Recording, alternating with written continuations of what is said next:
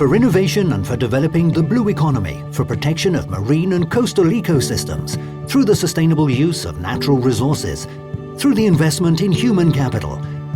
This is the Blue Growth Programme, funded by the EEA grants, supporting mainly small and medium-sized enterprises in research, science and technology, for vocational education and training. The ocean at the core of sustainable development. EEA grants, working together for a green and competitive Europe.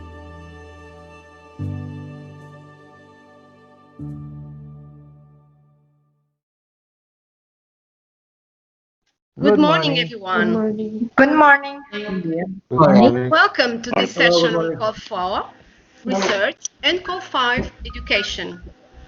My name is Paula Madeira, and I will give you some additional information concerning the rules of this webinar.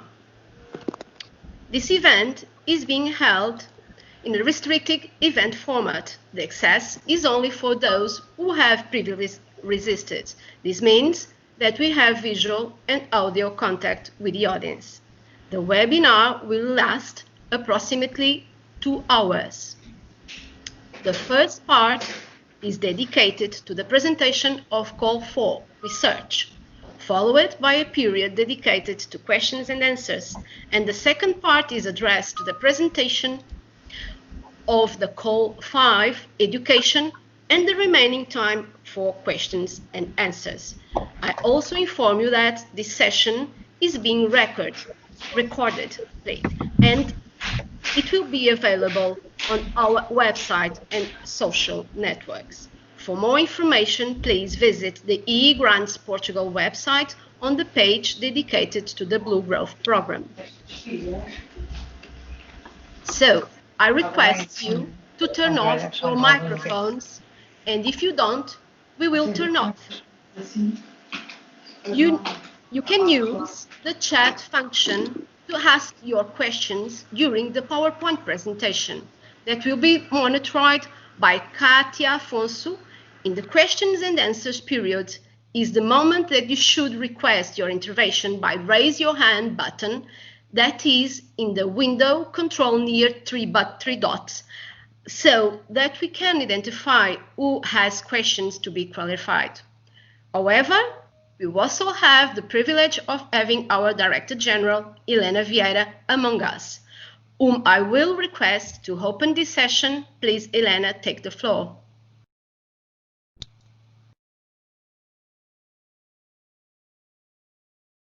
Hello, everyone. You hear me well, yes? Hello, yes. Just fine. Thank you, Paula. Good morning, everyone. So my name is Helena Vieira. I'm the Director General of Maritime Policy. I take this opportunity to thank everyone for attending this webinar. We have a full house. We had over 300 registrations, which is the limit for this webinar. And because of that, we will promote a new one very soon. This webinar is promoted by the Ministry of the Sea and the DGPM, and it will be the first webinar to present Call 4 on research and Call 5 on education, take all the doubts and answer the questions you might have. And these calls are under the Blue Growth Programme of the EEA grants. This is a fundamental program to foster the blue growth and economy in Portugal via three main axes. So business, research and innovation, and education. These two calls are under the last 2 points. We will have today here the full EEA grants team on the DGPM. So we have Sandra Silva, the head of programming department. We have Mafalda Matos, the team leader of programming and monitoring unit, and all the remaining members of the operational team. Katia Afonso, who will be moderating, turning off your microphones, turning off your cameras whenever you forget to do so. Catarina Correia, Nuno Ribeiro, who is taking care of all the back office logistical stuff, and Paula Madeira, whom you've just met. So we are already ready to start. And now I pass the floor to Sandra and Mafalda to start the presentation on Call 4. Just remember, we want this to be interactive, but we have 300 people on board. So please use the chat room whenever you want to raise a question, and Katia will be doing her best to take your points on board. So I wish you all a great seminar, and I will be available also around the seminar to just help the team and take any questions you might have. Thank you.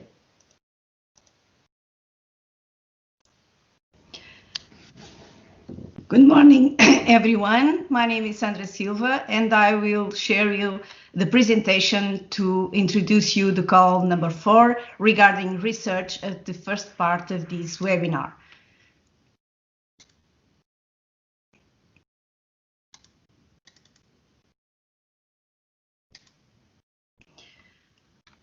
Please just let me know if you all are seeing my presentation and if this is correct. Yes. Yes. Okay, thank you so much. So let's start to present the call number 4 research. This call has, we can say, the 3 main objectives. The first of one, enhance the performance of Portuguese research organizations in the blue growth. Also to fund projects aiming at technological development and promote cooperation between research organizations and the business sector, and also to establish and strengthen cooperation between Portugal and the donor states. This is Norway, Iceland, and Liechtenstein.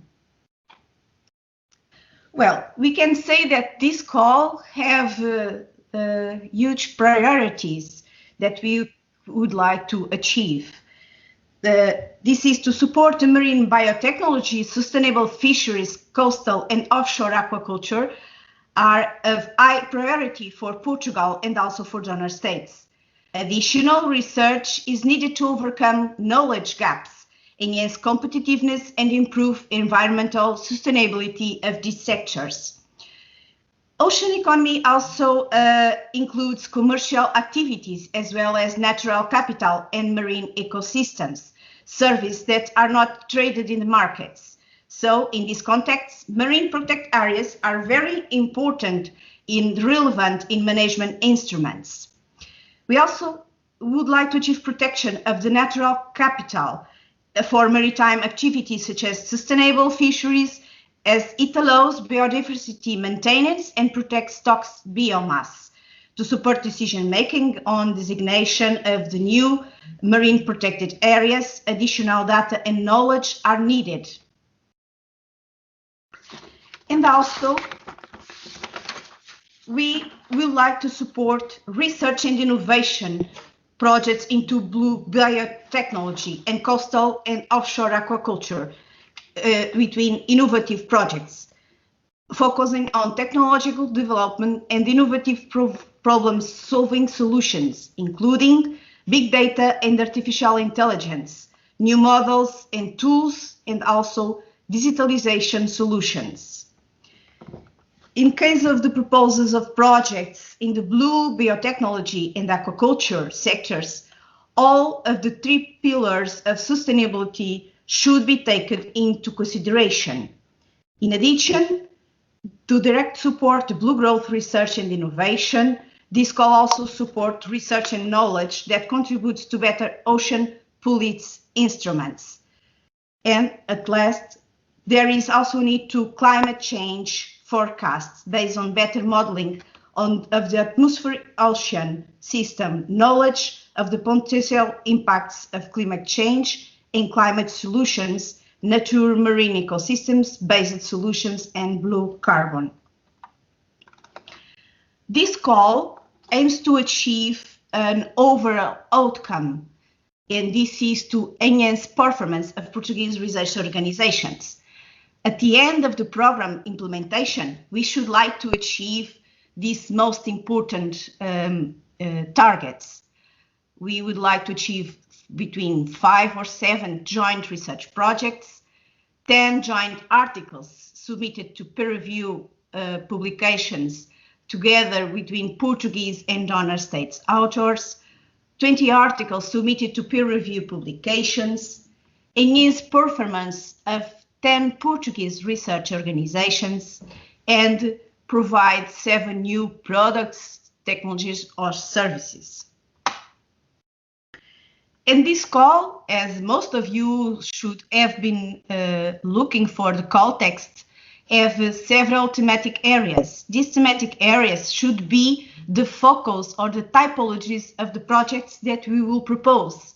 So we have several, for instance, sustainable fisheries, aquaculture, and blue biotechnology, considering sustainability and circular principles, for instance, develop and standardize new tech methodologies to assess the status of Portuguese national fisheries resource, approaches to develop integrated ecological economics fisheries management, improve aquaculture in open offshore, including bioeconomic modeling, also marine natural capital and ecosystem services in order to fulfill gaps in data and knowledge on new areas, specifically in deep sea habitats and or restoration solutions, namely, for instance, throughout sea forestation.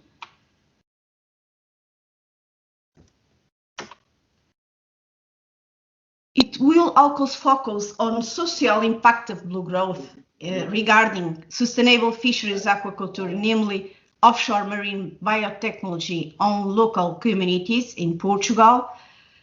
As I said before, climate change forecasts impacts on marine ecosystem services and natural capital should be included. These impacts in maritime zones and climate solutions, marine ecosystem-based solutions and blue carbon, data analysis and methodologies tools for the multidimensional assessments and cumulative environmental and socioeconomic impacts to support decision-making, and also new technologies for environmental monitoring and maritime surveillance should be developed. And starting with questions and focus on what are the frequent questions that we have been received since the launch of this call. There are two questions regarding what I explained before. One of them is my project under the thematic areas of the call is in the scope, or the other one frequently is, can my project be under the scope of more than one thematic area? For this answer, yes. One project can achieve or be in the scope and one of the or more of the thematic areas that I mentioned before. Regarding if your project is under the thematic area, of course, we need to understand the project itself, and sometimes you asking us some examples. I would like to start just to give you a question. If anyone has already put these kinds of questions in place. Does anyone would like to start with kind of an example? I just would like to explain that we will have the period for questions and answers. This should be a short one, but we can give some one or two examples of what could be this kind of doubts. Please. Yes, Sandra, we have two questions on our chat. One from Deborah Borges and another one from Antonio Santos. The first one says, on thematic area 5, is it mandatory to include perform work on the new areas with potential natural value for conservation defined on the RCM number 143 2019? Sorry, I didn't understand the question, and I would like to ask who put the question, who raised the question. Please.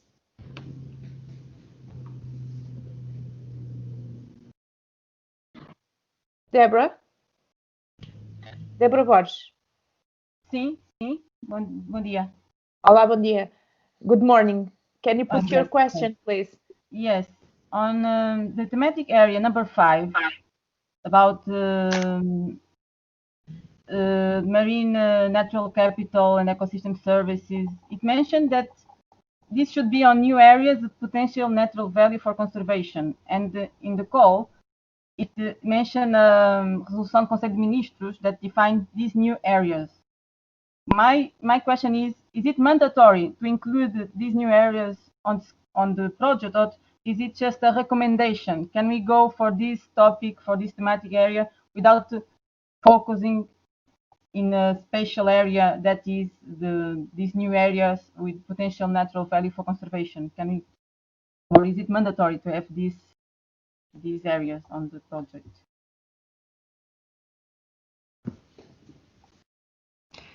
Well, as far as we are concerned, we think this is not mandatory. This should be the focus, but the areas with potential natural value for conservation, it's the main interest to be included. Okay, so we could still develop this thematic area without focusing necessarily in one of these new areas. Yes. Okay. Yes. Thank you. Thank you. I have another question. Professor Antonio Santos.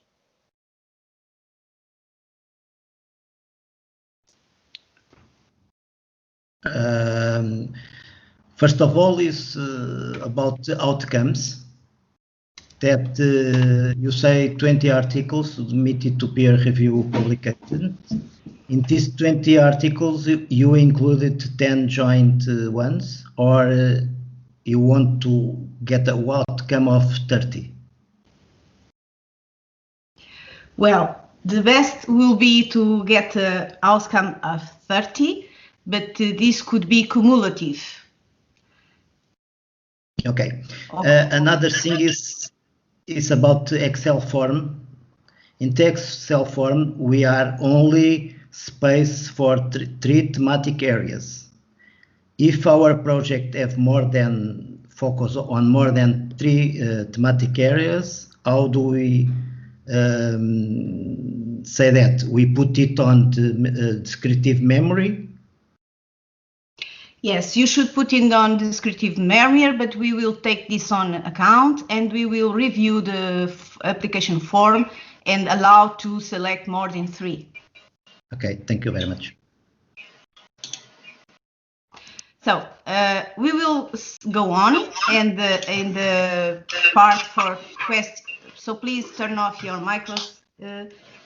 In the part of questions and answers, we will clarify what more doubts that you can have. Now we will go to the EE grant funding. The total amount available is 5.5 million almost euros of the funding for this call. The projects, I'm sorry, but I will ask you to turn off your micros because I'm hearing you in the background. Thank you. The maximum and the minimum grant amount per project will be between 1 million and 500,000 million, and the projects should have a duration at the minimum and maximum between 2 and 3 years. And then this is regarding the maximum funding rate that this call is presenting. This could achieve 100%. And there are some rules that we need to comply regarding the state aid rules. And this is one of the main factors that conditionates the percentage of the funding rate that we can grant it for. This call will be applying the Commission regulation regarding general block exception regulation, and it will be applied Article 25 regarding research and development projects. And how does it works? Well, for different types of projects, depending how is in which of these stage is your project, if it is fundamental research, if it is between industrial research, experimental development, or feasibility studies, it could achieve one of these rates for funding.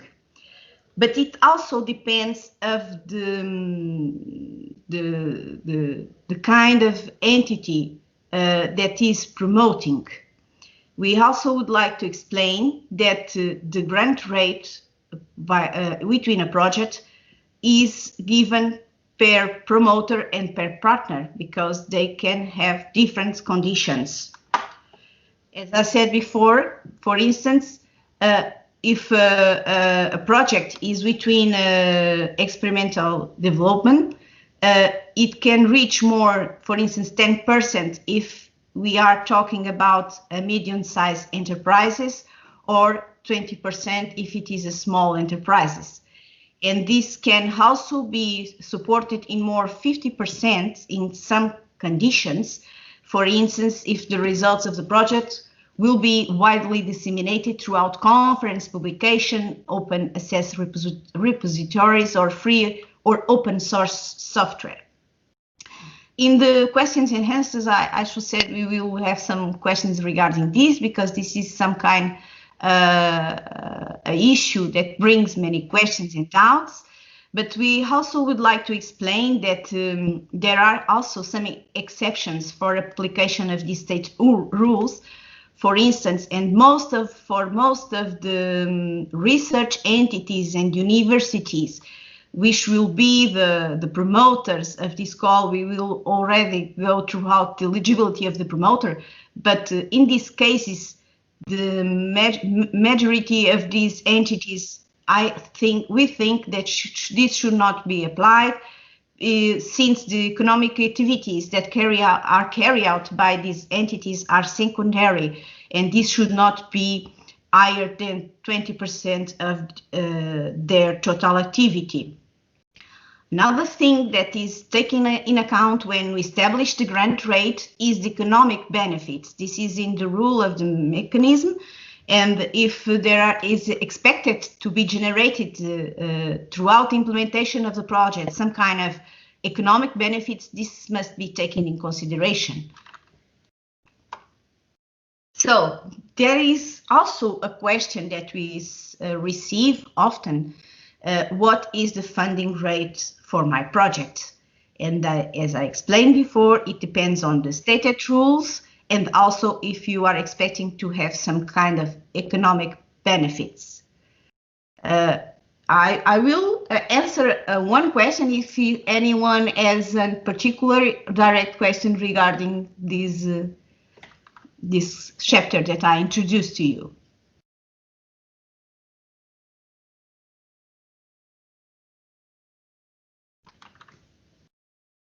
Hello, are you hearing me? No, we don't have any question about that. Okay, so we will forward several others. We will forward, and at the end we will have this kind of debate. So now we will talking about the eligibility of the project promoters and project partners. Within this call, a promoter should be a research organization as it is established in the community framework of stated for research and development in innovation. And I have here, and I will read you the main definition that is established in here. Research organization means an entity such as universities or research institutes, technology transfer agencies, innovation intermediaries, research-oriented physical or virtual collaborative entities, irrespective of its legal status, organized under public or private law, or way of financing whose primary goal is to independently conduct fundamental research, industry research, or experimental development, or to widely disseminate the results of such activities by way of teaching, publication, of knowledge transfer. Regarding partners, partners could be any public or private entity, commercial or non-commercial, as well as non-governmental organization established as a legal person in Portugal or in donor states. But there is a mandatory rule. This is, in this call, you have to bring a donor project partner for the donor states. This is Iceland, Norway, or Liechtenstein. And it is also mandatory that at least one of these DPPs should bring one research organization. In this goal is also allow third countries as partner countries outside Portugal or donor states, but in this case, their countries can participate, but cannot be supported by the grant. We have here one question that we receive every day. In fact, 10 minutes ago, before we started, I received a call asking me this. And the question is, how many applications can be submitted as a partner, as a promoter, sorry. So in this call, there is no restriction for an entity to present several applications. The only thing you should be taking in account is that each promoter must designate a principal investigator.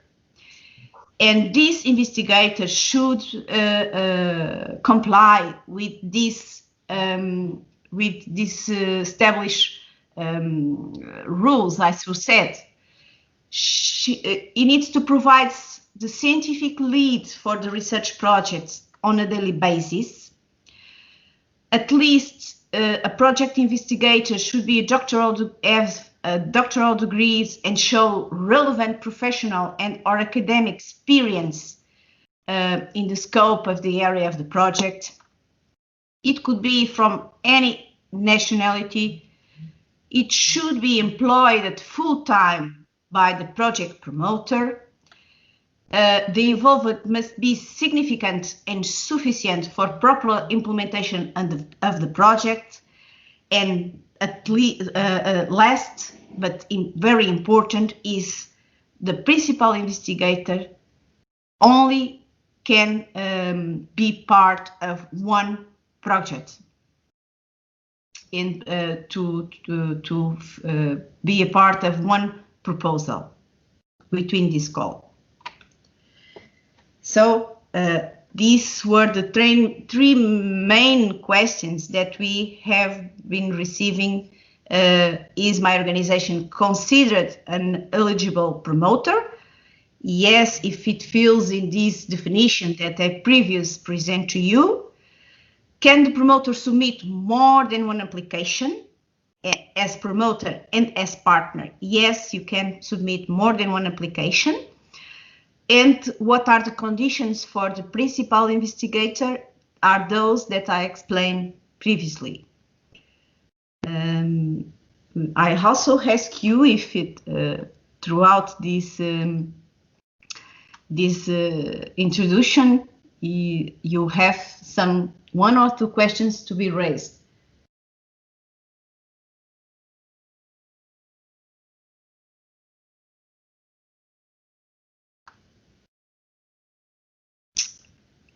I don't hear anything. I suppose no one would have some question to raise, but just to confirm if you are hearing me, because I don't see anyone. So may I raise a question, please? Yes. From what you said, a principal investigator of one project cannot be a team member in another one. Is that correct? Yes. Okay. Thank you. Because as I explained, it should be daily basis dedicated and his involvement must be significant and sufficient for proper implementation of the project. Okay, so not even in a very small percentage of time dedicated to another project as team member, it's not allowed. Oh, I didn't understand. Yes, this, well, we don't think this is not a constraint because when the proposals will be evaluated by, as I will explain later, the importance is to understand how will be the intervention and the involvement of the principal investigator in the project with their daily hours that will be affected to the project. So but we don't have this kind of restriction that this investigator or researcher would not be on other projects. Okay, thank you. We have more questions, Sandra. Do you want to take or I think wait for the question and answer? it's more it's better to follow because we are almost at the end of this presentation and we start with the questions and answers. Okay. Okay. So just to follow, in the selection and decision process, we have two steps or two phases. When we receive the applications, they need to be to have an administrative and eligibility criteria check, and this will be mostly if you have or don't have all the form, the application form, and all the documentation that is needed for your application, and that is in the checklist that application form have as in annex to guide you to need what are the documentations needed to be presented. And then if the applications pass this phase, then you'll go to second phase. This is a peer review evaluation. And as it's established in the call, the applications will be scored between 0 and 20 points according to the evaluation criteria that are also established in the call. And they will be evaluated by 3 international independent and impartial experts. This means these experts are neither from Portugal or from donor states. And at the end, we will have a consolidated assessment with a consensus report, and this will be the final assessment that we will have after the experts' evaluation. We will like also to call your attention that there will be some thresholds that is mandatory to achieve in order to application can be proposal to be approved. And there are 3 main topics of the selection criteria, and you need to achieve at least 8 points in the scientific and or technical excellence, 3 points in the quality and efficiency of the implementation and management of the projects, and also 3 points in the potential impact throughout the development, dissemination, and the use of the project results. After the evaluation by the external experts, we will have a ranking list with the classification of all applications, and this will be assessed by the program committee. The program committee will review the ranking lists, will examine and compare the consensus reports, and confirm their consistency of the scores. The program committee have the power to decide to change the final score. Of course, if they do, they need to justify why they want to propose a change, and also project proposals which will receive the same classification. The program committee may take into consideration for instance, the geographical or the thematic distribution of the projects in order to Blue Growth program have a balanced portfolio of the financed projects. We also would like to inform you that, as you know, the applications will be scored and in a ranking list, and until the available amount of the call that I explained before, the 5.5 almost million euros, applications that will have sufficient quality but cannot receive the grant due to the limitation of this funding available should be put in a ranked reserve list. And this is just to remember you when you can find all the information regarding this call. and how you can submit your applications. In the website of the e-grants Portugal, where are every programs under these e-grants 2014-21, you have all the information regarding this call in Portuguese and in English. You can submit your application where it said submit your application. We also would like to call your attention that since it is mandatory to have donor project partners in this call, all the documentation should be presented in English. You should pay attention and read careful the call text, the application form, the guidelines for applications, and you also have the information regarding what will be the guidelines for the evaluators. And remember that the deadline of this call will end at 30 of October of 2020. So, for me, it's all, I think it's important to bring today, but of course, more important will be to hear what is your main questions and give you the clarifications that you need for preparing your applications.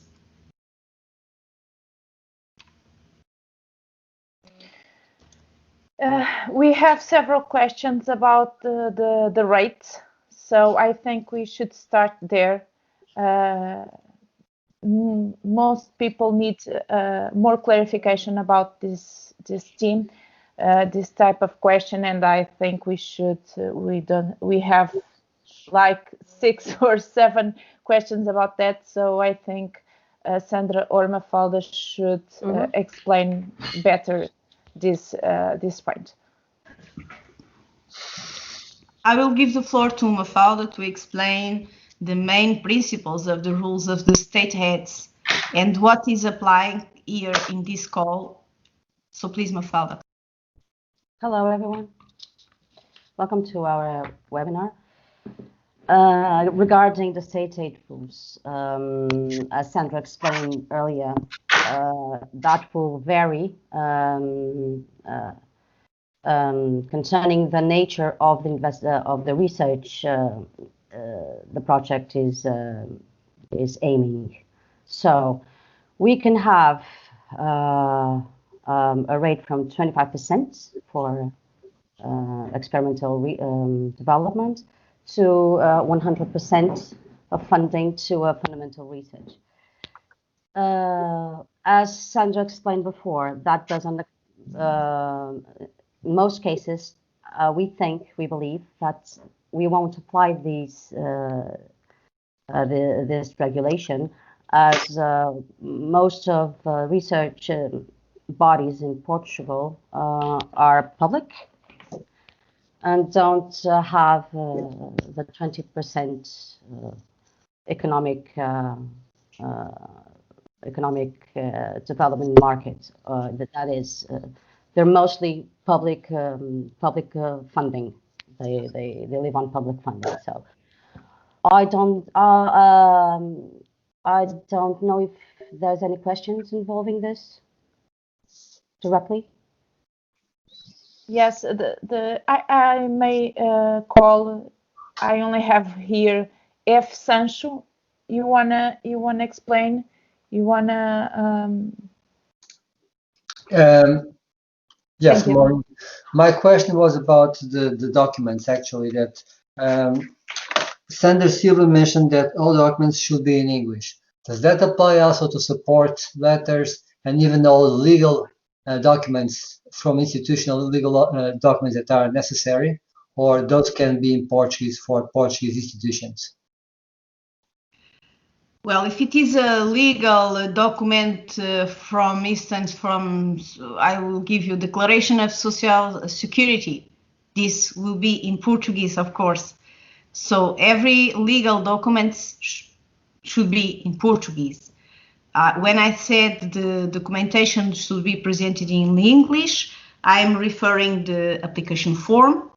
I'm referring the description of the project, and all other kinds of declarations that we ask in the process, this should be in English. Everything else, this is in Portuguese legal entity, from Portuguese legal entities, should be in Portuguese, of course.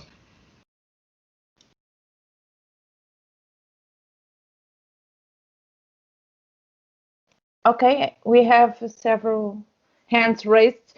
Joana Tomé, please. Joana? No, Joana is not with us. Rui Quartal. Good morning. I have a question about the thematic areas. I wonder if, for instance, coastal erosion studies that are very important for special marine planning are available for these project grants.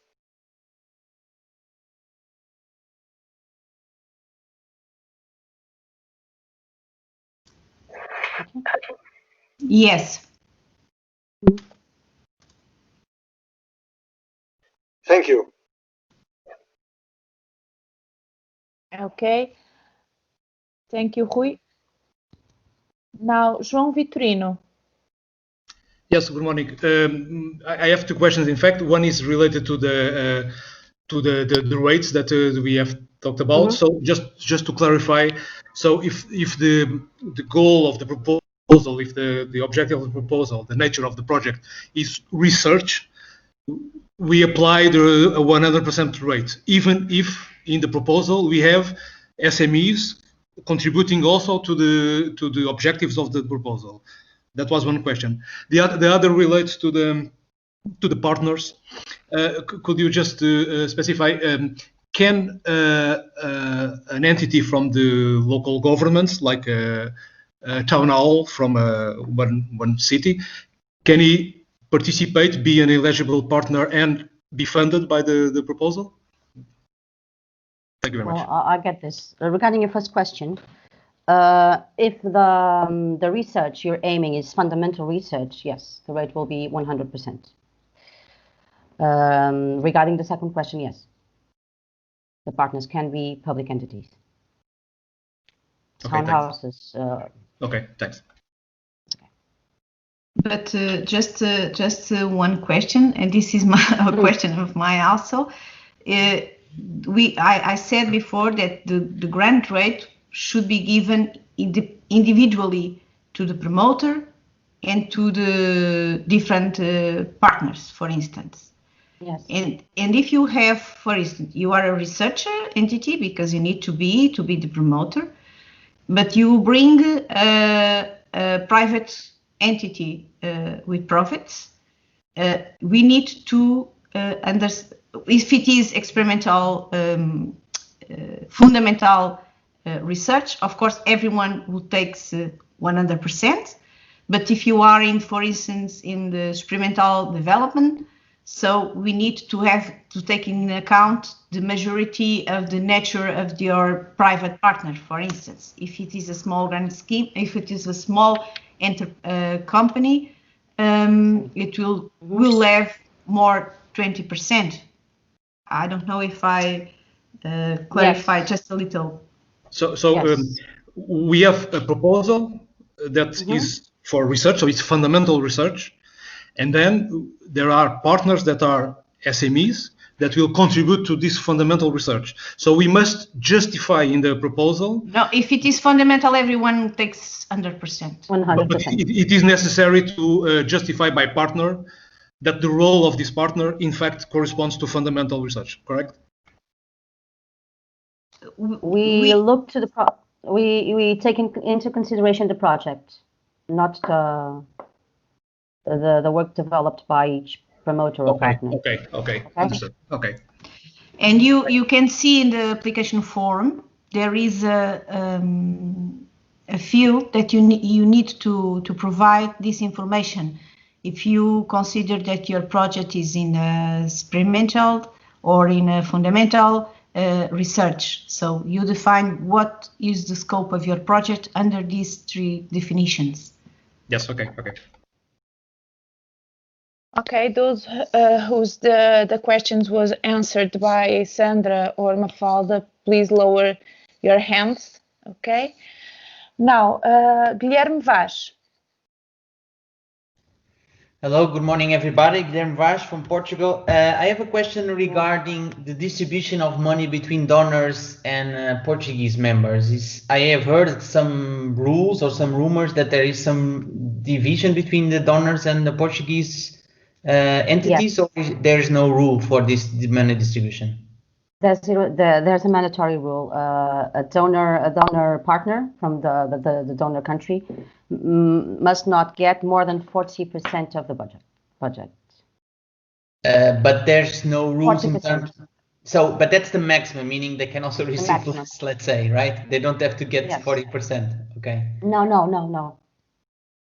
And there's also not a maximum number of participants per. There's only a rule for one minimum donor and one minimum Portuguese partner.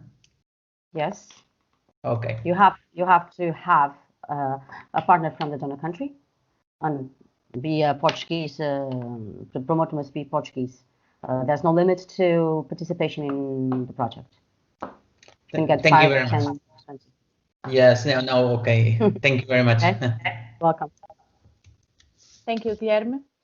Please lower the hand, please. Yes, ma'am. Anilario. Hello, morning. I have a question regarding sorry, I've closed the document. The supporting documents you ask for the budget. When you say that costs more than 20,000 euros, we need to present 3 budgets. Mm-hmm. If by any chance there's only one service provider in the country, how should we do? And I give you a very simple example. Let's say we want to acquire ship time from IPMA, and one day of ship time is 17,000.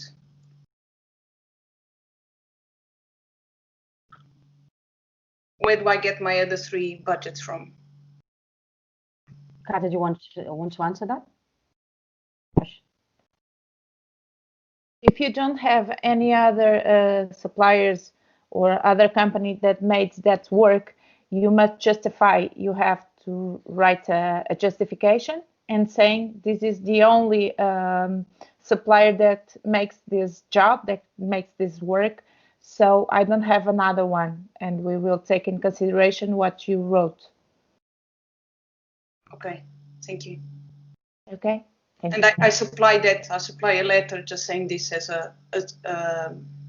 an annex to the call to the. Yes, for instance, please. You can justify that this kind of vessel that you need to perform your project IPMA is the only supplier that can give these conditions and characteristics of the vessel, you know. So this is a way.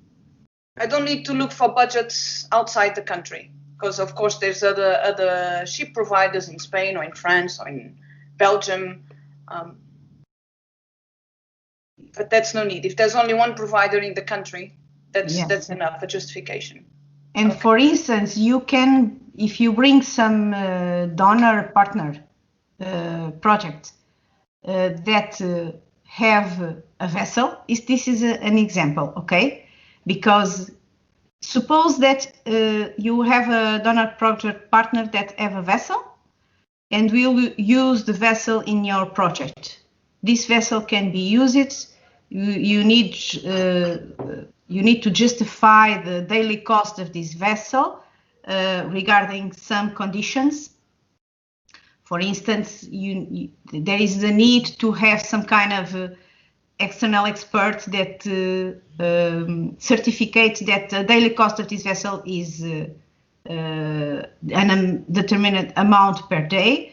But if a partner has the vessel, this could be used in the project. Otherwise, you need to be looking for the other solutions out of the consortium. Okay, all right. Thank you very much. Thank you. Now, Please, António Pires Santos.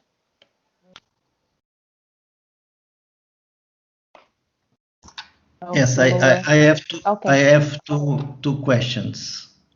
One is more or less related with previous one. That is, for certain services, it's very difficult to have three invoices because some specific things, like for instance the use of a ROV or something like that, there are a lot of companies that can hire these kind of things, but it is very difficult that they gave us a rate for a thing like a proposal.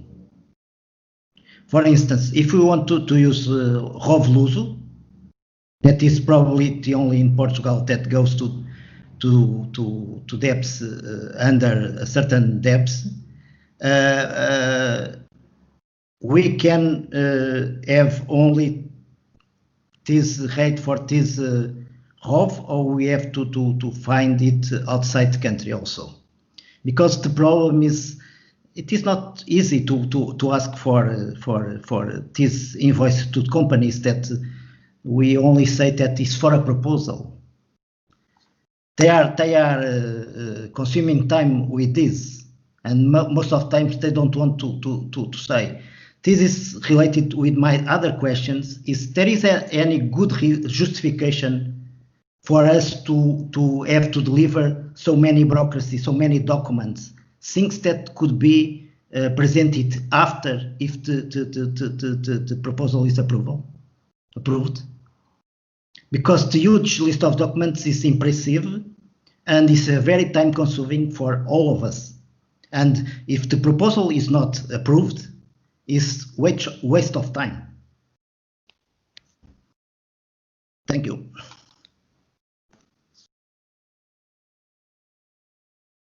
Sandra Mafalda. Well, thank you. We are, regarding the last question, we are working on that bureaucracy question, and we are trying to only ask for the documents that are absolutely necessary to eligibility of the project, and the other documents will be asked on a later stage. Unfortunately, for eligibility questions and assessment of the quality of the projects, some of those documents are really necessary. But we are trying to get it a little more easier for you to apply, and starting asking for less documents. Could you please just remind me of your first question? It's about the invoices. The invoices, yes. If we cannot have the three of them, could we justify that we asked but they don't give us? You could just justify that. If you couldn't get any budgets from the other companies that didn't provide you with that, so you write to us and justify that in your application, and we'll consider it, of course. Did I answer your question? Yes, thank you. Welcome. Now, Joana Tomé, are you there? Joana? Yes, I'm sorry. Okay. Hello, Joana. Hello. I have two questions. One of these is regarding the principal investigator. And I want to know if we have to input the personal costs in the project, or if the investigator could be non-paid, for example. Non-paid? Could you specify that a little bit more, please, Joana? Eu vou perguntar em português. For other entity? Exatamente. FCT? Não. Não pode ser? Não. Tem de ser só feito ao projeto? It must, yes. Ok. The idea is that the principal investigation is fully dedicated to the project. So, being paid by other entities will be non-eligible. Okay. Okay. Yes, because one of the rules is it must be an employee of the promoter, so it must be contracted by the promoter, and at least for the period of the implementation of the project. Well, okay. Research entities don't need to, if they have already these researchers in their institutions, okay, they don't need to contract a new researcher, principal investigator, but at least the contract must establish that this principal investigator will be throughout all the period of the project. Okay. Excuse me, may I add something related to this? I'm sorry, I didn't hand my hand before, but it's connected to this last question. Can I add something? Okay, yes, please. Yes. Thank you. It's just because there are some institutions like ours, for example, that we have researchers. So they are employed by the institution. They have a contract with the institution, but they are paid by the FCT. You know those the Decree Law 57. I don't know if you are aware of it. So people that had postdoc grants and then they have contracts, but they are still paid by the FCT. Is this an issue, or is it considered a regular contract from this point of view with the institution? Do you have a contract with institution, a labor contract? Yes. Yes. It's just the difference is just the origin, let's say, of the fundings. Okay. So it's not that paid directly by the FCT, but why is it paid by the FCT? This was a regularization of some situations. So 2 years or 3 years ago, those that had postdoctoral fellowships from the FCT, there was the possibility of launching a call. Okay, they could apply, and if they were selected, they would be hired by the institutions. This was all over the country. So a lot of institutions have these situations for sure.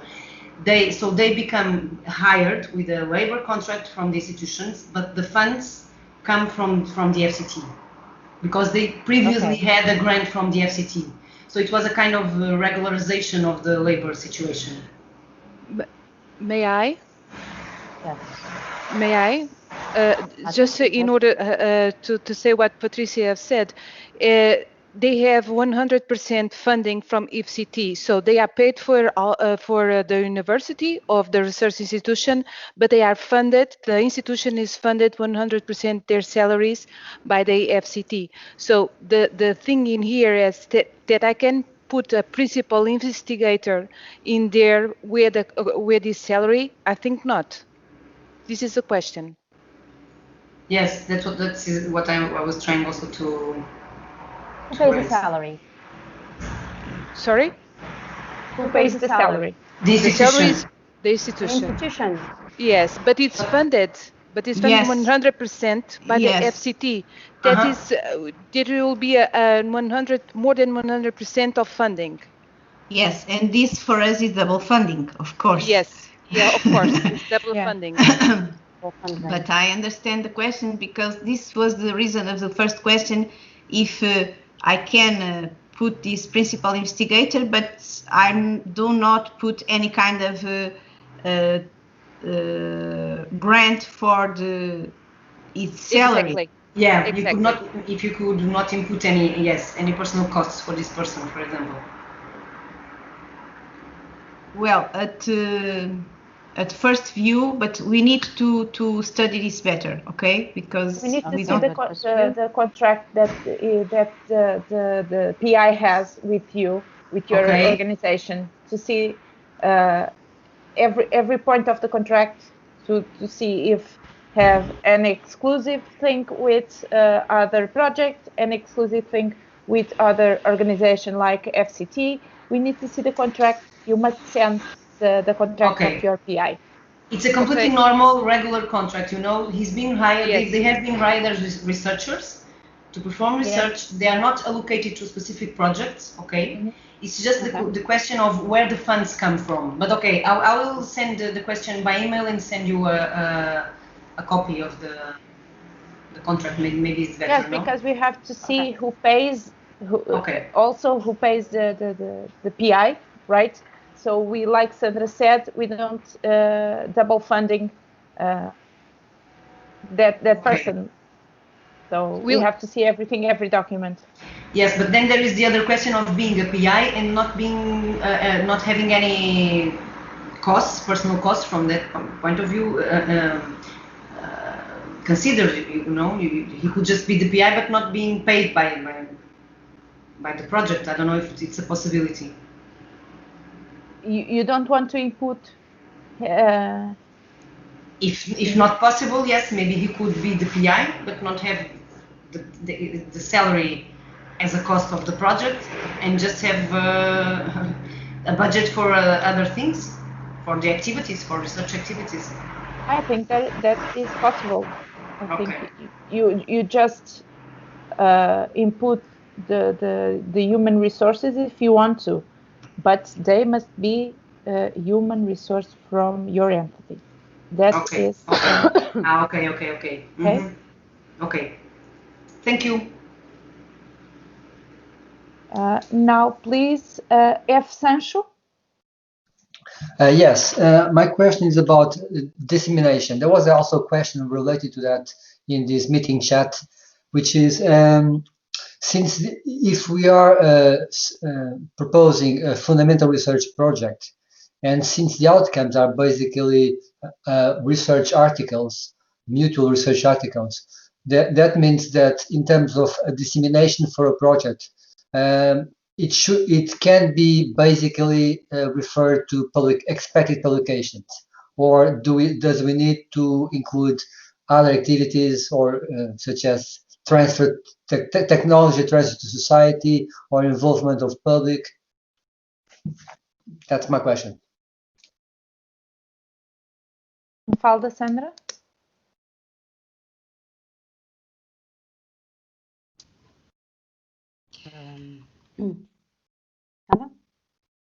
Yes. As far as I understand, you are talking about the publication of the results of the projects? Yeah, I mean, in terms of dissemination of project results, shall we put emphasis on that in the proposal, as there are other calls where it's beneficial to put, or since this is basically research publications, there's not need for much effort on dissemination efforts, apart from the publications? Well, as far as I remember, you should pay attention what is the selection criteria that are in the call. And I suppose there is one selection criteria regarding this. So you should pay attention what will be your project more classified if you fulfill all the selection criteria and sub-selection criteria that are in the selection part of the call, you know. And I think this will be one of the things to be in consideration when the proposal will be evaluated. Okay. Okay, thank you. Now, António Pascoal. Sorry, Katia, can I just add something here? Yes, Helena. To F. Sanchez. I just would like to say that in all EA grant projects, it is advised to have some sort of detail in the dissemination plan, because it actually also allows to justify part of the funding that you will be allocated. So please bear in mind that publications is the minimum expected, but you should also consider all types of dissemination that you do, like websites, like participation in conferences, like civil society articles, everything that you do to disseminate your project shall be written down and considered, because this allows us to actually justify and maybe provide you more funding. Okay?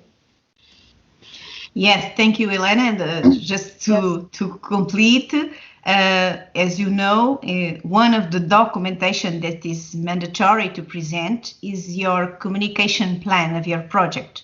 And this is mandatory by the EE grants regulation. And we provide you a template, what should be this kind of document when you provide us all the information, how you will disseminate your project under all these kinds of initiatives that Elena mentioned before.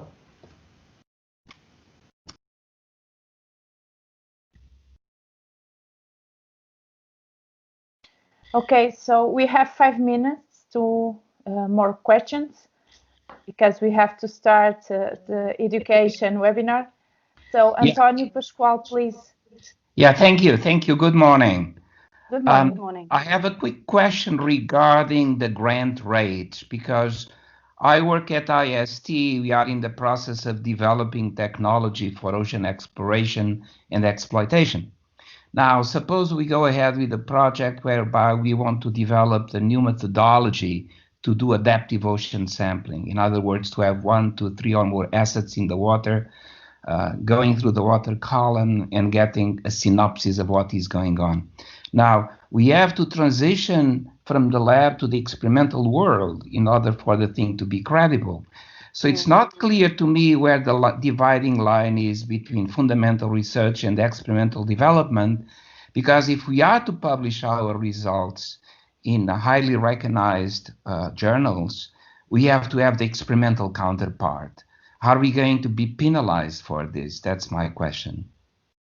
Well, I hope you won't. I hope so too. Professor, I think you don't have that problem. Your organization, it's EST, right? EST? Yeah, but we are bringing in, for example, a company that is more involved with the development of robots that would support our research. So they will have another rate. Yeah, probably they will have another rate. Well, EST probably won't have that problem, as will benefit from the exemption. Okay. But the way we look, or the way we apply the state aid rules, we look to the starting point of the project mostly. Okay. And if there's fundamental research involved, that's what we consider. Okay. All right. Yeah. Thank you. Thank you very much. And thank you for organizing this session. Very helpful. Thank you. Thank you for we have time for just one more question, so I will Mauricio, please. Yes, hello, can you hear me? Yes. Hello. All right, thank you. Thanks for organizing this. I have actually 2 questions. One is a follow-up to the previous colleague, because actually our proposal is related to, includes both, fundamental development. And by the way, I'm with a research organization in Portugal called ISHAR, as part of ISCTE. It's a research lab. By the way, so we ISCTE, yes, in Portuguese. And well, we will develop new algorithms and new software implementations, but we also have to prototype what we did. And actually, I will mention in proposal that this will be useful in the future for SMEs, for someone else to even commercialize it. So would you understand, so given that our organization is a research organization, then our rates would be 100%, is that correct? If you're a research organization that don't fall into the 20% rule. But for the purpose of Article 25 of the GOBER, the Commission and state aid rules are European Union rules. We'll consider this to be the case where the economic activities consume exactly the same inputs, such as material, equipment, labor, and fixed capital, as the non-economic activities, and the capacity allocated each year to such economic activities does not exceed 20% of the relevant entity's overall annual capacity.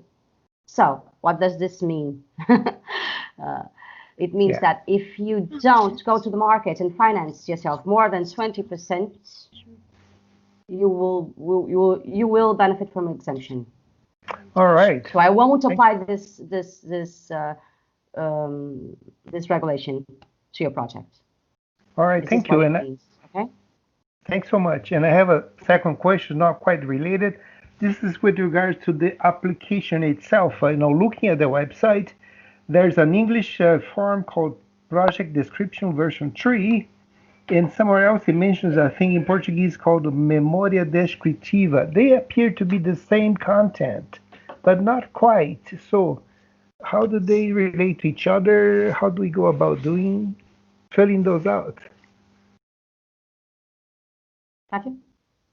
They are the same document. Memória Descritiva and the description of the project are the same document. But if you have any doubt about it, please send us an email so we can check both documents and see what is wrong with them. Okay. All right. Okay, Mauricio. Please send an email to the EA grants. It's in the end of the call document. You have there our email. Please send that question by email, please. Thank you. All right. Thank you, and I appreciate your answer. And actually, I can testify. I already got some quick answers. I appreciate you guys being quite responsive. Thank you. You're welcome. Thank you. Okay, so, now we are going to. Sorry, Paula. Yes. Yes, Thank Paula, you very much. Thank you very much. Let me just say that we have another question and answer in the end of the explanation of call 5. Okay. So, thank you, Katia. Well, questions and answers period for call 5 is closed right now. Then we will start a brief presentation of call 5, education, followed by a DICO presentation. DICO is Norwegian Agency for International Cooperation and Quality Enhancement in Higher Education. So we have this presentation before a questions and answers period. Please, Sandra, take the floor. The floor is yours.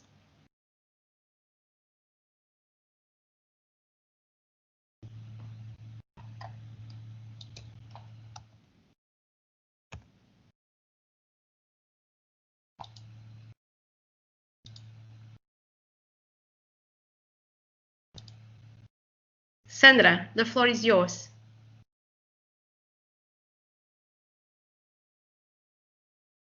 You don't have sound, Sandra. Okay, just let me share my screen.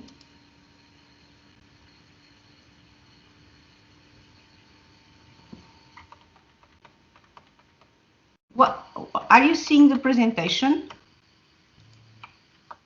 Yes, Sandra. Yes, we are. Perfect. Okay, sorry, but okay. Is that correct now? Yes, it is. Okay. Sorry, but I have very pop-ups message coming from the screen. So let's start to present the call number 5 regarding education.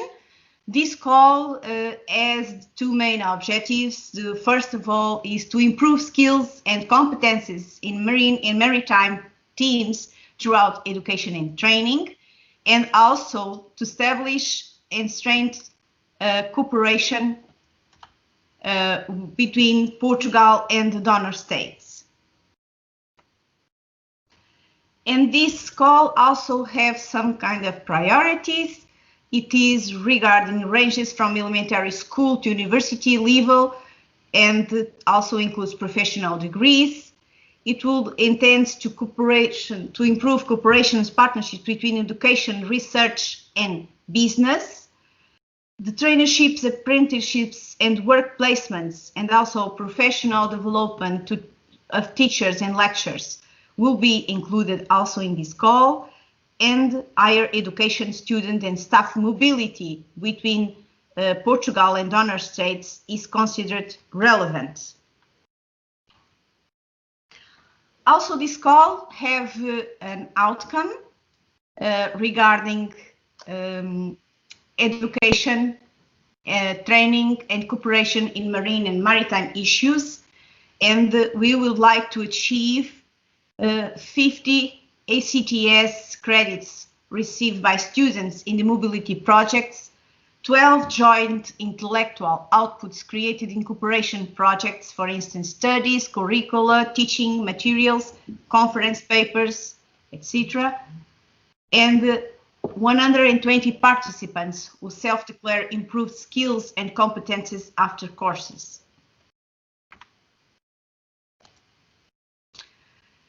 The thematic areas are very quite open in this call. We should have new courses in maritime affairs, professional internships, programs for SMEs, multidisciplinary postgraduate programs, summer schools, intensive programs, training schools, students, trainees, teachers and lecturers exchange in scholarships, just physical and also virtually. I would like to ask if my presentation is okay, if you are seeing thematic areas now. No, it's not okay. You must click on the Sandra Silva. Yeah, I see it. Yes, it's okay.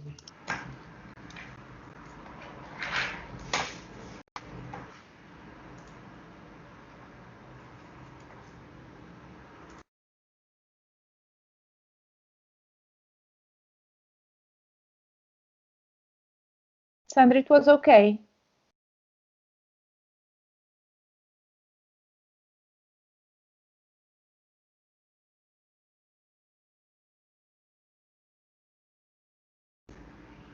I cannot see Sandra anymore. Neither do I, Sandra. We are seeing your notes. Okay.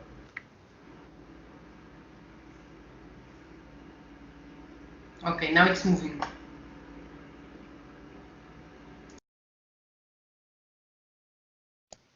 Sandra, não tens som. Now you're seeing? Yes, not anymore. Wait. Agora mudaste só para ti. Yes, okay. No, it's okay if you click on below. Yes. You can share, Sandra. Okay. Yeah, that's fine. Okay, sorry.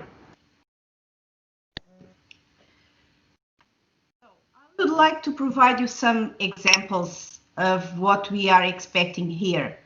For instance, provide platforms for digital learning and also onboard training of seafarers required to perform tasks under the standards of International Convention for its STCW Convention.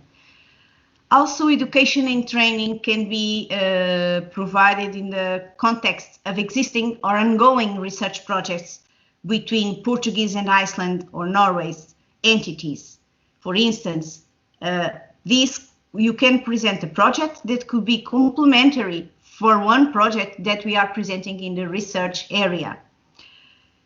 Also, exchange programs can be supported by under master or PhD programs already in place.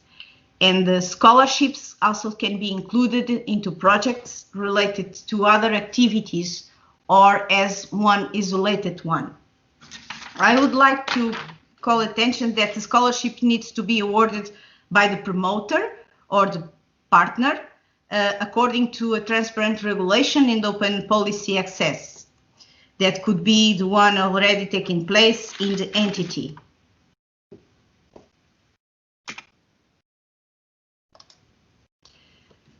So, common questions that we can receive: is my project under the thematic areas of the call, or if can a project be under the scope of more than one thematic area? Yes, it can be. and if the project is under the thematic areas of the call, it depends of what kind of projects that you are intending to present. But I think the scope of the thematic areas are quite open to receive the several types of projects. I don't know if I have a question about the type of projects. Yes. Maria Macedo, do you wanna? I believe someone already answered the question on the chat. So my question was regarding training courses. If they, what do they refer to? If they refer to, for example, initial and continuous vocational educational training courses for trainers. If that's like training courses stand for an open, general idea of what are training courses. But you said yes. Someone replied yes. Yes, I saw. Yes. Yes. Thank you. So let's follow and we'll pick up the questions and answers at the end.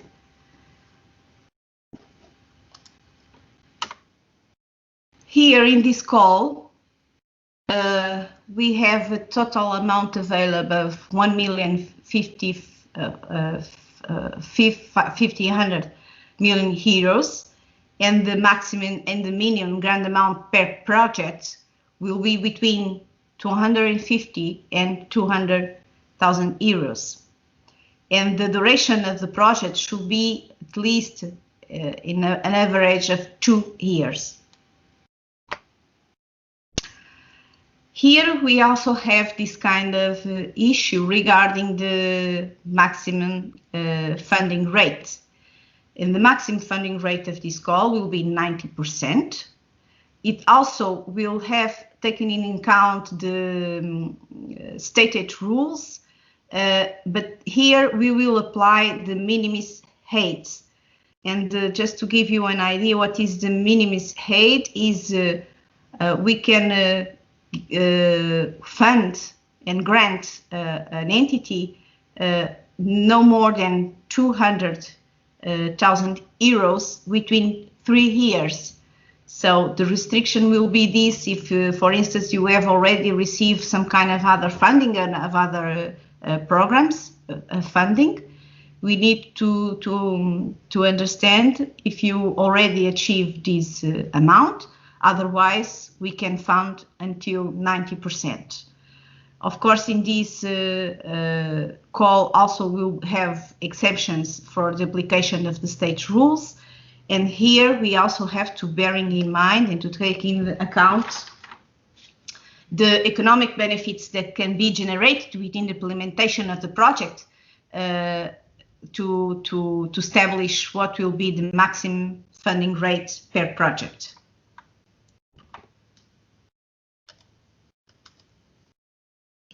This is also the question that sometimes is raised. What is the funding rate for my project? Have anyone some direct questions regarding this as a concrete example, if you have a doubt? We don't have any doubt on the chat, so... Okay, we'll forward. So here we are to explain the eligibility of the project promoters and project partners. Here we don't have any kind of restriction, the nature of the promoter. It could be any public or private entity, commercial or non-commercial. It must be a legal person in Portugal. So natural persons are not eligible. This means one single person cannot apply for this call, and each promoter only can submit one application. I would like to raise an issue because this is a question that sometimes is raised. For instance, what we consider a promoter. For instance, several institutions from one university that have the same, as we said, identification fiscal number, but if they have separate status, they are considered individual promoters.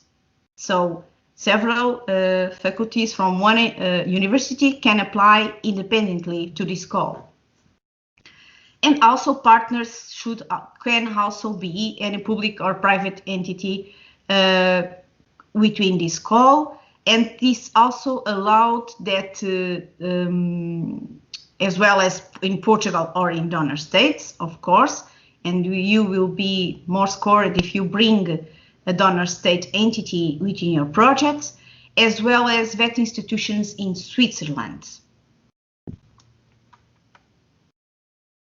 So sometimes also the questions could be, is my organization considered an eligible promoter? I think in this call we'll have any kind of restrictions. Can the promoter submit more than one application? No, you can only submit one application. And as partner, you can be partner of several projects. You can continue, Sandra. Okay.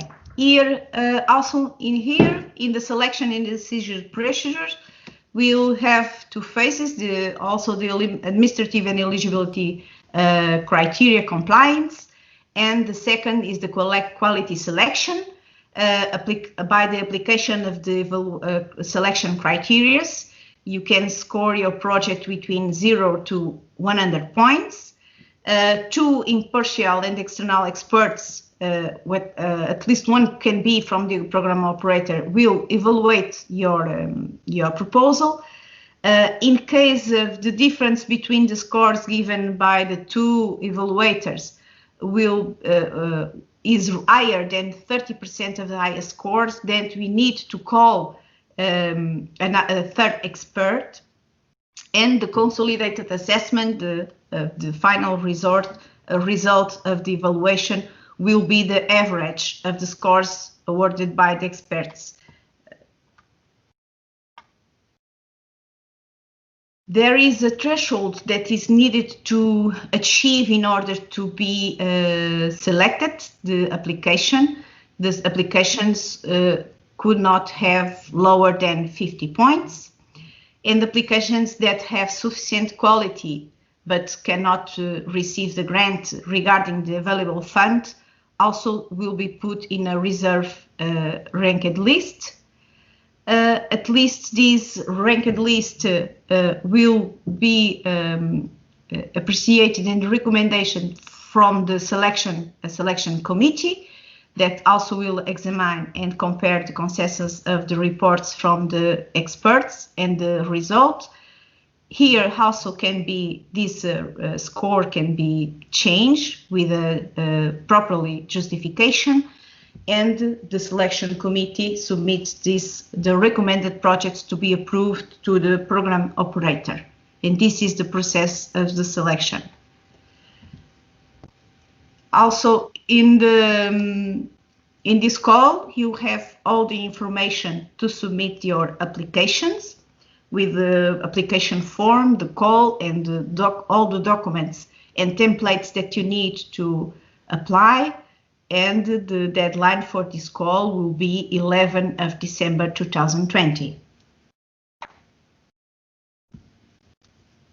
So we can, now, yes. As Paula Madeira, sorry, because this is not the time now. As Paula Madeira presented, we have here today with us our one representative of donor program partner, because the Blue Growth program has 4 donor program partners. This is from DQ. DQ is our program partner regarding education and training. So I would like to give the floor to Uni, please, to make a presentation and give their overview what is expecting and the relevance and the importance of bringing donor project partners from Norway, Iceland, and also Liechtenstein. So please, Uni. Thank you, Sandra, for giving us this opportunity to present for a Portuguese audience and also some Norwegians I know. So I'm happy that we were able to give some time. I'll try to be short because it's more important to receive the questions from you. And hopefully I managed to share my screen. Let's see. I'm just going to move this a little bit. Just a second. Yeah. I think it's showing soon.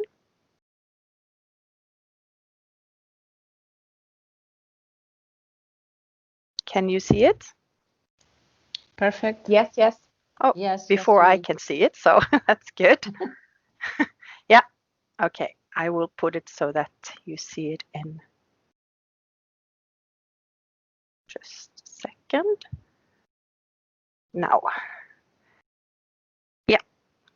Okay, so as was said by already by Sandra, I work for DIKU, which has a very terrible long name, Norwegian Agency for International Cooperation and Quality Enhancement in Higher Education.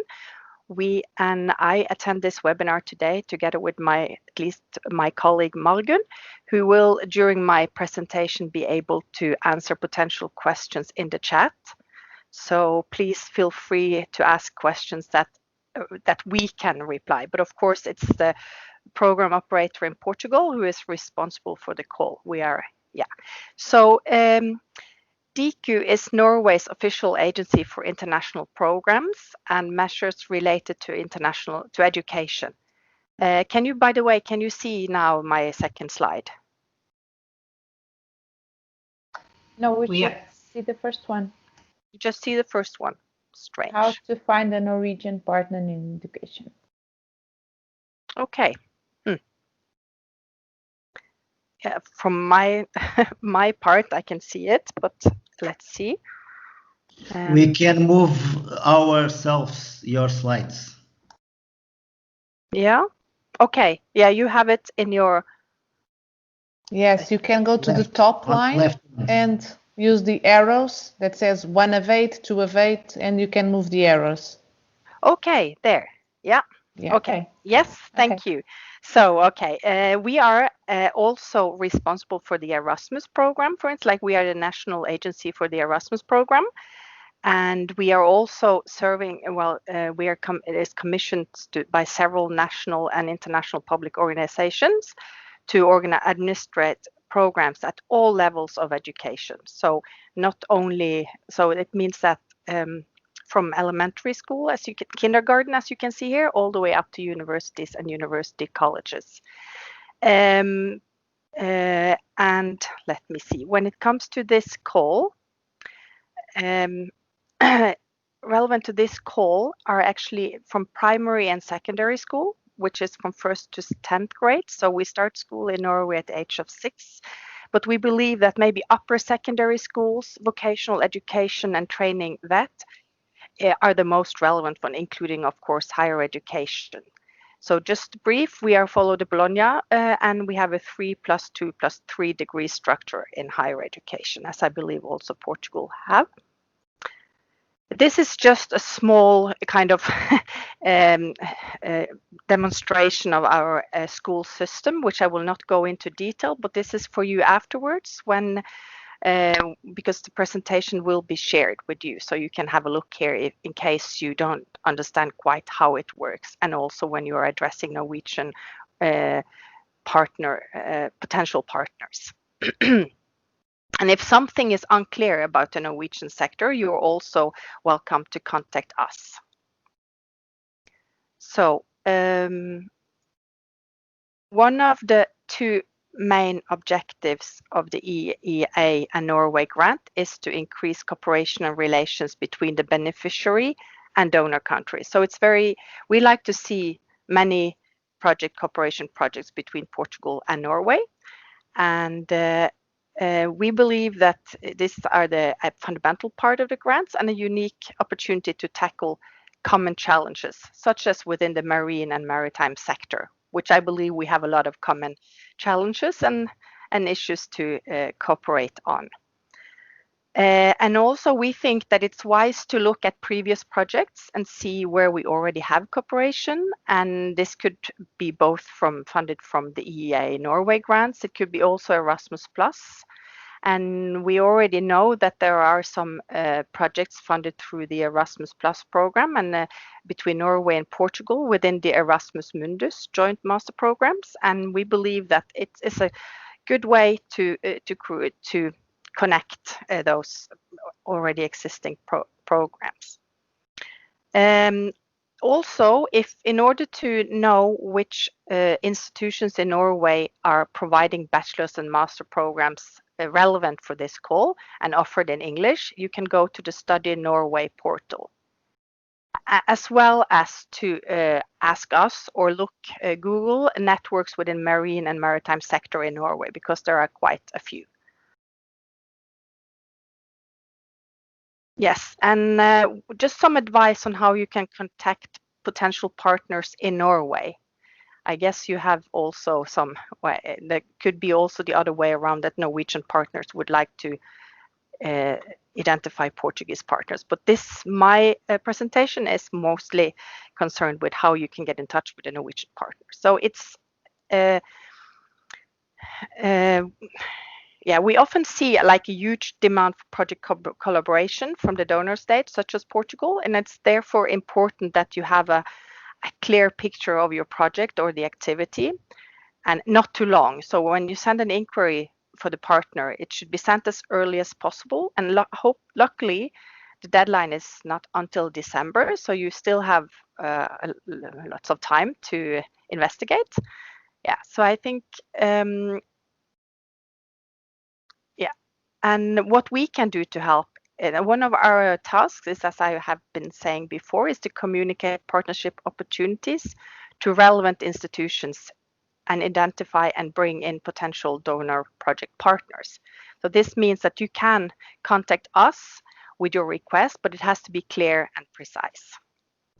Then we will try to accommodate you as best as possible. And my final slide, just because as we are very, we are actively promoting projects that are aiming for strengthened and increased cooperation via digital tools and means. And especially nowadays with the Corona crisis, it's very important to maybe be a little bit more innovative when you are thinking of, for instance, developing joint courses and other activities. But this, of course, is the program operator has to be consulted also, and it has to be within the guidelines of the call. And we also look for synergies between research and education. And I was happy to see what was said in the chat, that it's fully possible to both apply for the research call and education call. But bear in mind the regulations that have been presented by the PO, and they have to, if you have any doubts, then you should contact them to be sure that you are allowed to submit applications for both. And we like to see cross-sectoral cooperation, for instance, both between level of education, but also with the business sector. So that was basically what we wanted to say, and I thank you for giving us this opportunity to present. And hopefully now, if you have any questions, please feel free also to contact us afterwards. Thank you.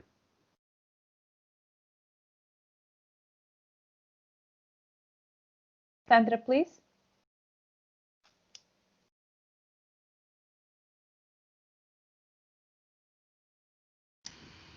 Uni, can you stop sharing? Okay, thank you. Thank you. So we can start now the period for questions and answers. Yes, Sandra, we have a question from Cristina Brito. Cristina, you want to take the floor, please? Yes, thank you. Can you hear me? Very. It's very low. Sound very low. Can you hear me now? It's very low, your sound. Yeah, I know my connection is really bad. It's okay now. It's okay. Okay, I'm just not fully clear about the grant rate of 90% in terms of the funding. So that's up to 90%, or is it 90% of the funding? And in terms of exemption, does it mean that we can eventually go up to 100%, or is that totally off the table? That's totally off the table. The maximum rates given in call 5 is 90%. Okay. Okay. So following up, what are the expenses that can be accounted to this 10% of co-funding that we need to have from the promoter? The types of money that we can put in on the project from our side. I didn't quite follow your question. What do you mean by that? I mean, if we have to put around 10% of the total amount, right? What can I account for? Something like our salary, travel. The expenses that are included in the budget. Katja, can you please? Yes, I think the 10% must be your own money. Cannot be the eligible costs. So we fund the maximum of 90%, and you have to have the other 10% in your company to support the rest of the not eligible. I get that, but what kind of money? So what categories can be included in this part of the funding? Will not be included in the fund. It's your own money. You just have to justify how you are. Just let me help you here. For instance, you present an expense regarding acquisition of some kind of equipment, for instance, and it costs 100 euros. So we will funding you 90 euros. You have to put another 10 euros by your own budget from your entity. Of course, when you put your human resources in the project, we also will funding 90%, and then percent will be supported by your own co-financing. Yes. So the expenses are all the expenses that are eligible under the grants. Human resources, travels, acquisitions of equipments, or another kinds of services. We funding 90%. You have to have the other remaining 10% by your own. Okay, thank you. I think I got it now. Okay, you're welcome. Maria Macedo, please. Again, so I think you mentioned this, but I didn't quite follow you. So can an application consider more than one type of project? So as an example, can an application foresee a training course and a summer school, or should it be just for one of the things? Thank you. Your project can be on the scope of one of more the thematic areas that we present here. So yes, you can present a project with more than one, I should say, the initiatives or activities. So on that, I asked this because initially I got the idea that that was possible, but then the application form, I think you can only select one. So I was confused, but okay, that's great that we can join more than one. Thank you.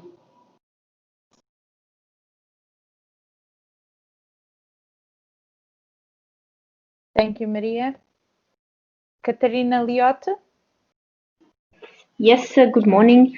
I have actually one question just rose from this 10% that the institution would have to pay.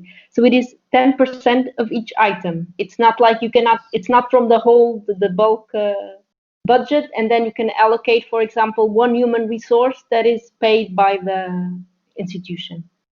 No, it will be per item. So one travel, that the institution has to pay, for example, 10% of it, or one equipment. Okay. Yes, Katarina. And then I had another question, which was about the outcomes that you, in your second slide or so, that it was presented. Those are the outcomes per project or for the whole call, like the 50 ECTS? For the whole call. For the whole call. Right, Sandra? Yes, this is the outcomes that the program would like to achieve after approval all the projects. And each project will contribute for, this is the main outcomes, indicators and targets. But in the application form, you should also select outputs, outcomes specifically that you suppose your project will achieve under the implementation of the projects. So each project will contribute in one part, and for us, the important is to, at the end of the program, achieve all these indicators, outcomes, and outputs. And just one final question: is this these educational programs, are they only meant for already existing partnerships, or it can be something totally new to institutions that have not collaborated before? No, it can be new. This is the main reason we have here our donor program partner, because some institutions can have already in other kinds of projects, for instance, Erasmus, as an example, entities from donor states, but you can apply with new potential donor project partners. It's not, okay? Okay, thank you. Please lower your hands if you don't have any question. Christina, do you have another question? Patricia, please. Yes, if I understood well, the maximum rate of 90% is also it also depends on having or not previous funds already attributed. Did I understood this part well, or? Well, that will depend if you benefit from an exemption or not. If you benefit from the exemption we talked about earlier on call 4, I won't have that problem because I won't apply to you the state aid rules. This is state aid rules as well. Okay. It's a different regulation, but it's state aid rules. So, if you benefit from that exemption, we won't apply this the state aid rules to your project. But if you don't, we will assess if in the last 3 years you were given some grants under the de minimis regime. Okay. Okay. No. So it's not the case because we are a private university, but we are in I'm sorry. We are a private university, so Instituto Universitário ISPA. And we are a non-profit institution, so we are a cooperative. So I think we are not in that situation. Not that. I think we have already sent you this question before, because of in the scope of other calls, and I think we are in the normal situation as far as I understood. In the normal situation is under the state aid rules. Yes. You are under the state aid. We are exempt. We are exempted. You are exempted. So what we will need from you, as you apply your project, you need a declaration from your financial director or something that declares that exemption. Okay. Okay. Thank you. Welcome. Okay, you're welcome. Claudia Faustin, you wanna put your question? Yes. Good morning. Can you hear me? Good morning. Okay. Thank you very much. I wanted to seek clarification. Thank you for organizing this session. If we're thinking of organizing a training course, can we charge the participants with a fee to attend, or that attendance will be free for the participants? Thank you. Well, as I explained it in my presentation, when we establish the grant and the funding for a project, you need to provide us, if you are expecting to have some kind of expected income between the implementation of the project, and if you do so, we need to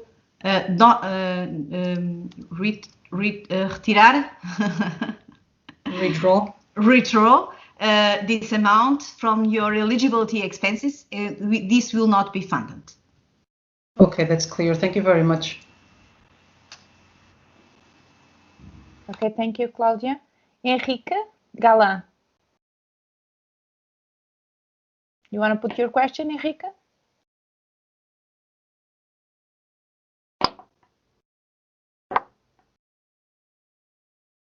So I will read. In terms of institutional co-funding, can we include the salary costs of staff contracted by an university? Feel free to answer, Katja. Sorry? Can you answer that, Katja? Can I answer? Yes, I can. Sorry. Sorry. I was reading the next question. No. Yes. So you cannot say I have this salary cost and I will take from here. You can say I will take from university own money. We don't care where the money is coming from. So if it's salary, if it's other profits that you have, you just have to explain that you have your own money. So we cannot take the salary cost that you are going to input on the project to take that 10%. It's not how it works. I don't know if Henrique is listening to us, but I think.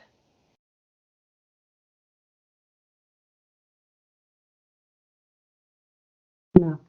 Yes. Okay, I think he's not hearing us. So no, he's answering at the chat. So yes. So we don't need to justify the 10%. Okay. You need to justify, but you don't need to specify. That's how it works. You need to say you have your own means, your own money. Okay. So you understood. Okay. Okay. He says okay. Next one, Paulo Almeida. Yes, I put the question in the chat. Can we be principal investigator in a project in call 4 and call 5 simultaneously, or this overlapping stuff also applies? So the PI in call 4 must be an exclusive contract for the project, so you cannot be in other projects. Even in call 5? Even in call 5. Okay. It's an exclusive. You must be 100% for this project. Okay, thank you very much. Sandra, you want to say something? No, I think it's misunderstanding. You don't need to have 100% of the project investigator in the project. You need to prove that they are fully implementing the project in a daily basis. But as I said previously, this principal researcher can have an allocation to other projects. But when it will be appreciated and evaluated by the external experts, they will assess if this principal investigator is duly inside the project and has responsibility in the project. But we don't have the rule. It needs to be 100% within the project. Okay, clarified. Can I interfere? Sorry, because I think yes, this is a very relevant question, and I've seen it many times in both seminars. As a PI, you have several projects because we know that you have a FCT, but you only have 100% of your time. So please be aware that if you are involved in many other projects, we will know about that, and that therefore your dedication might be considered not sufficient. So the answer is yes, you could be involved in call 4 and call 5 as a PI, but if you have 3 more projects in FCT with 20% of your time, we might feel that you are not involved as much as you should. So that's the answer to that part. Okay? Okay, thank you very much. Okay, Paulo, thank you. Now raise the hands. Monica Costa, please.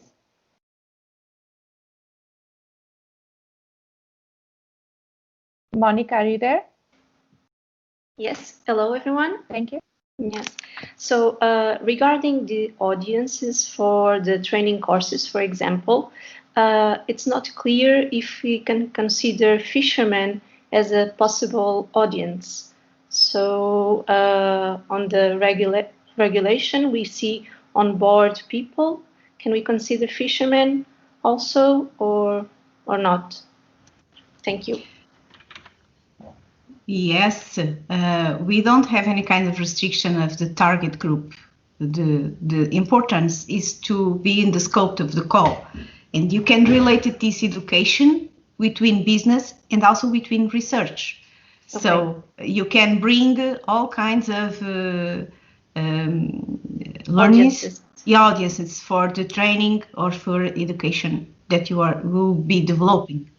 Okay, thank you so much. Thank you, Monica. Please lower your hand.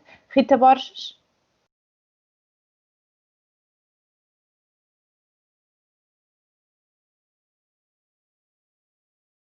Rita? So Rita put a question on our chat. That limit of 200K for 3 years is considering only regarding this call or considering any other funding received from the EA grants? Any other funding received by the minimis regulation. All funding received, not only EA grants, all funding received under this under the minimis state aid. Okay, so okay, it adds up. I think Rita is not with us. I'm seeing, okay, have another question. Francisco Fernandes, do you want to step in, please?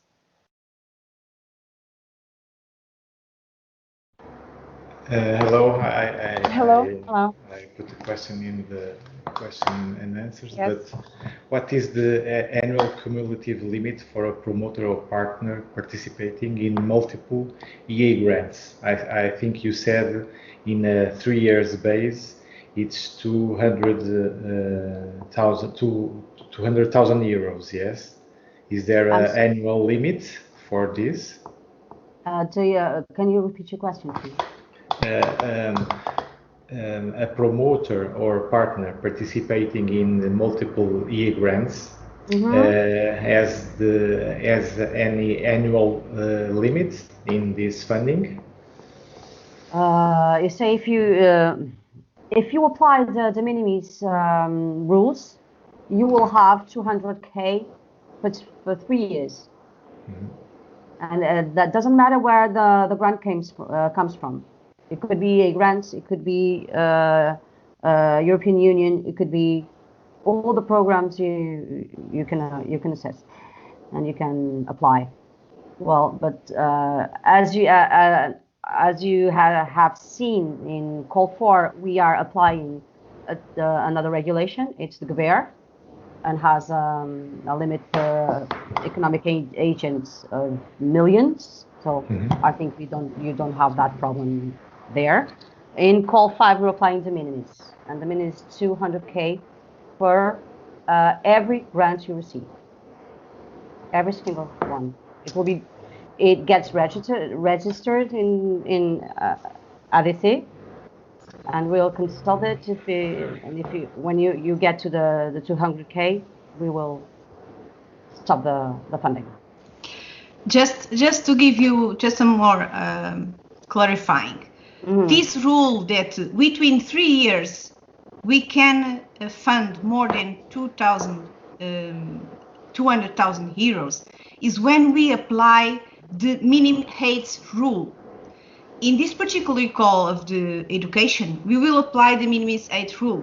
So, and this we have to bear in account if a promoter or a partner has already achieved this amount, because when we approve a project and a grant for some promoter and partner, we will, as Mafalda said, resist this in a platform of the Agência para o Desenvolvimento e Coesão, ADC, and they consolidate all this information. But for instance, if you go throughout the call number 4, and this call we applied the GR 25th article, this is not counting for the 200. This is another kind of stated rule. So you can have 1 million in call number 4, but you only can have at the maximum 200,000 in the call number 5 because we are applying the minimis rule. Is that clear? Yes, but you have said in the presentation just now that it should be a good strategy we could have appliance in call 4 in relation with the appliance in call 5. But with this limitation, if I have appliance in call 4 of 200,000 euros, I could not have, for 3 years, I could not have any grants in the call 5 education. Yes, you have, because in call different rules. Yes, in call 4, you can receive until 1 million euros. Yes, but if I have 1 million in call 4, no, it's not the same. I don't count this million. It's another rule. Only when we apply the minims is when we must see if Can I explain? Yes. I think it's better to give a quick explanation. Well, the state aid rules and the state aids can be granted under several regulations.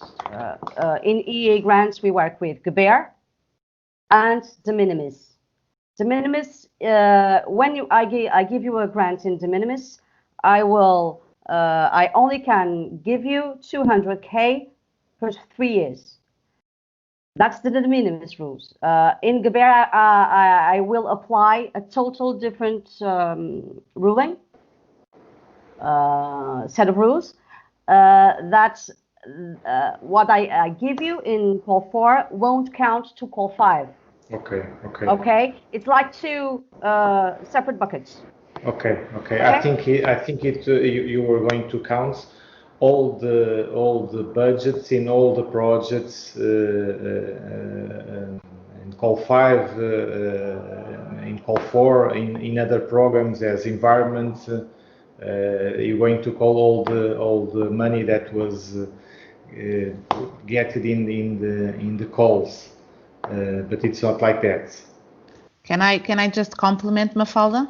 This question particular from Fernando. For example, if you have been granted from the environment program a de minimis project, yes, 200K, then we cannot give you on call 5 another de minimis project, but we can give you a call 4 because it's a completely different set of rules. It's GBER Article 25, okay? It's only in the minimal budget yes. Projects bucket. Yes. Okay, yes. I understand. Okay. Thank you. Thank you, Ilana. Okay, thank you. For those who haven't seen your questions answered, please send us an email and we will answer as soon as possible. Okay, so our time is running out. Yes. Sandra, please. We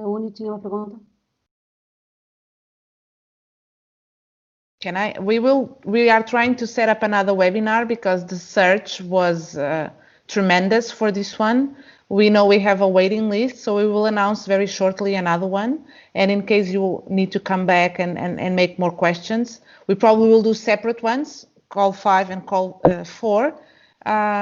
Please do come back. And we also have the emails of the EA grant team. You've seen us. We are amazing, so we will do our best to answer your answers, to answer your questions. Yes.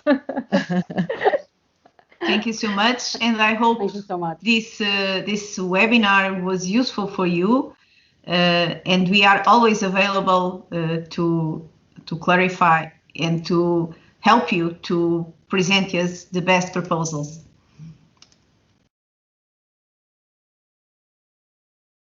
The EEA grants email is on the last page of our call. For the call number 4 and the call number 5, you have our email. Please contact us if you need any clarification, if you have other questions. If you want to talk to us. Yes, and as we present in the beginning, this webinar was recorded and will be available in our website in the Blue Growth program, and also the presentations will be available for you. Okay, thank you all. Have a nice lunch. Bye-bye. Thank you. Bye. Thank you. Thank you. Thank you. Bye-bye.